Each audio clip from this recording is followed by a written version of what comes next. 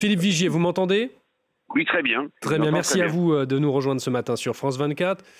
Vous êtes député Les Démocrates d'Eure-et-Loir et ancien ministre délégué en charge des Outre-mer. Je viens de le dire, le FLNKS a rejeté, devrait sans surprise annoncer son rejet de l'accord de Bougival. Ils avaient pourtant signé le texte. Est-ce que ça montre qu'il y a des divergences entre les représentants et la base du mouvement, selon vous ? Absolument. Comme vous savez, ces discussions, d'abord, ont permis d'arriver à un accord ratifié par toutes les parties. Alors que, quand on en parlait il y a 2 mois, on voyait absolument aucun espoir pour aboutir. Et d'abord, il est indispensable d'aboutir. Mais vous le soulignez à l'instant, c'est vrai que les indépendantistes sont en fait pas du tout en face les uns avec les autres. On voit bien que les discussions lors de leur congrès étaient extrêmement longues. On n'a pas la conclusion définitive, mais il y a eu un désaveu qui a été émis par Christentin et par la base des négociateurs, donc en particulier le député de Djibaou, le fils d'ailleurs de Jean-Marie Djibaou, qui avait signé les accords, comme vous le souvenez, de Matignon. Et par exemple, l'Unipalica, lui, est favorable à ces accords. Franchement, ne loupons pas ce rendez-vous majeur.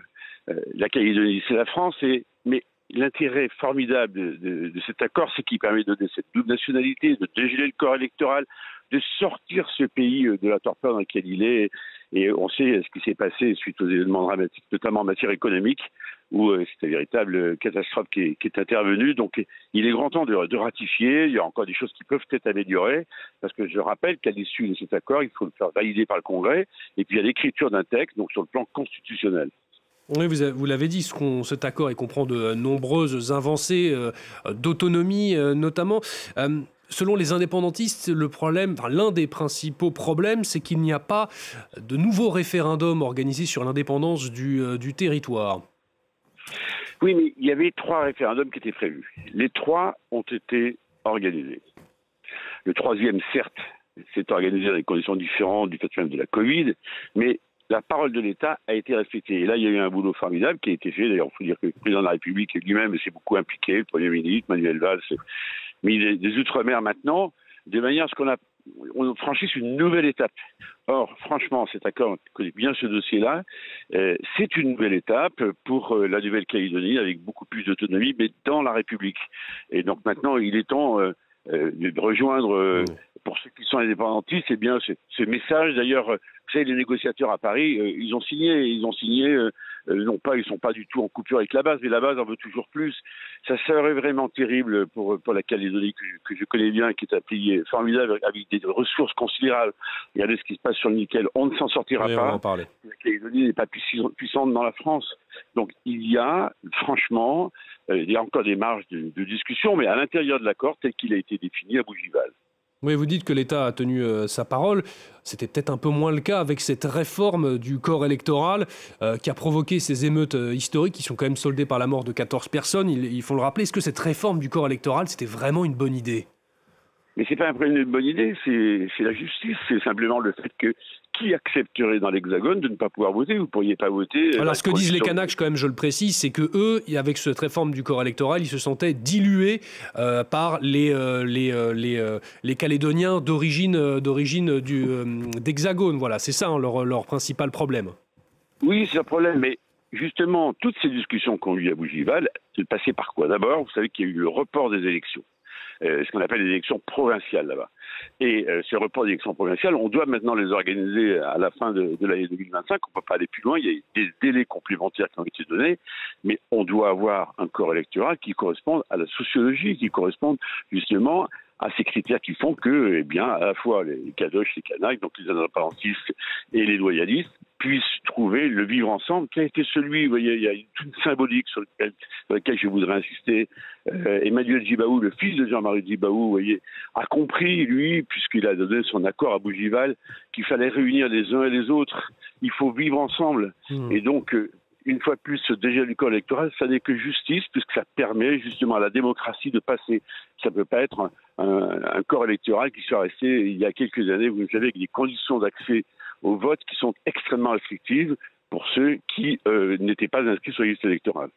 Est-ce que ces émeutes qui sont intervenues donc avec ce lourd bilan de 14 morts, je le disais, est-ce que ce n'a pas été l'illustration d'une certaine manière d'un lourd contentieux non résolu entre l'État et les Kanaks depuis, on peut penser notamment à l'incident de la grotte d'Ouvéa?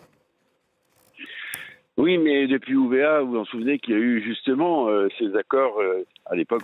Souligner le travail de Michel Rocard, Christian Blanc, qui ont été des rédacteurs, et puis Jacques Lafleur et Jean-Marie Dubaou, qui ont compris, vous voyez, il y a des moments dans la vie où il faut savoir dépasser, évidemment, ce que l'on souhaite absolument et faire en sorte, justement, avec un tel projet d'accord qui permettait d'avancer, de voir qu'il y avait un véritable nouveau bond en avant. Mais je tiens à rappeler que sur les accords de 88, quasiment tout a été tenu par l'État sur les fameux transferts de compétences.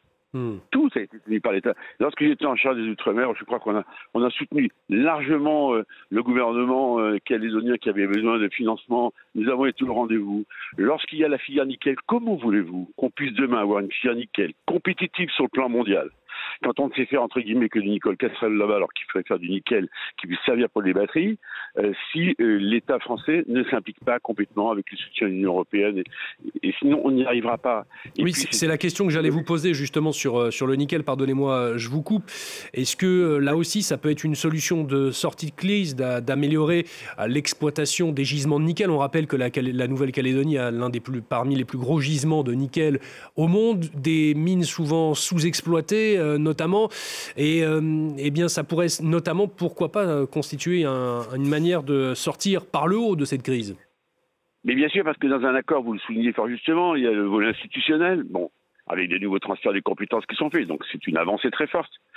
Avec, sur le plan économique, sur le nickel, mais pas que le nickel, eh bien un soutien plus affirmé encore de la France, qui a toujours été là. Vous savez, sur le coût énergétique, sur le coût du nickel, pour que vos auditeurs comprennent bien, c'est très simple, 50% du coût, c'est l'énergie. Voilà, 50% du coût. C'est la raison pour laquelle nous ne sommes pas compétitifs. On a 3 usines. Il y a eu beaucoup d'argent qui a été injecté. Il y a d'autres pays qui sont revenus. Puis vous savez, les prédateurs ne sont pas très loin. Vous connaissez la situation géostratégique de la Nouvelle-Calédonie. Les Indonésiens, les Chinois, tout cela, on n'attend qu'une chose, que tout ça tombe et s'effondre. Mais si ça s'effondre, c'est l'économie complète calédonienne qui s'effondrera.